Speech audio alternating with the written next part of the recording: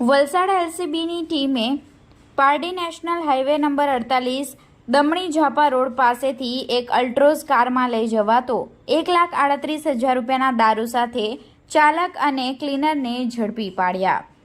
Valsad એલસીબીની team જિલ્લા હદ વિસ્તારમાં પ્રોહિબિશન સહિતના ગુનાઓ શોધી કાઢવા માટે ખાનગી વાહનમાં પેટ્રોલિંગમાં ફરી રહ્યા હતા, જે દરમિયાન પારડી નેશનલ હાઈવે નંબર 48 દમણી ઝાપા પાસે આવતા તેઓને બાતમી મળી હતી કે એક બ્લુ કલરની Tata Altroz car number GJ15CN1939 માં ચાલક અને અન્ય એક ઈસમ દમણથી ગેરકાયદેસર દારૂનો જથ્થો ભરી નીકળ્યા છે અને તેઓ હાઈવે થઈ નવસારી તરફ જવાના છે। જે બાતમીના આધારે એલસીબીની ટીમે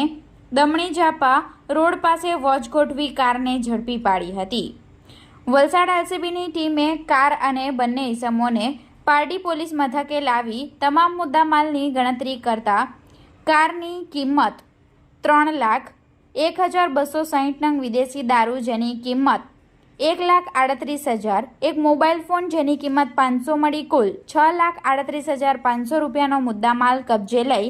જીગર મોહનભાઈ કોડી પટેલ અને પ્રતિક જીતુભાઈ ધોળિયા પટેલ આ બંનેને ઝડપી જિગ્નેશ ઉર્ફે જીગુ બોબડો દશરથભાઈ અને હર્ષ આ બંને ઈસમોને વોન્ટેડ જાહેર કરી વધુ તપાસ પારડી પોલીસને એલસીબીએ સોંપી છે।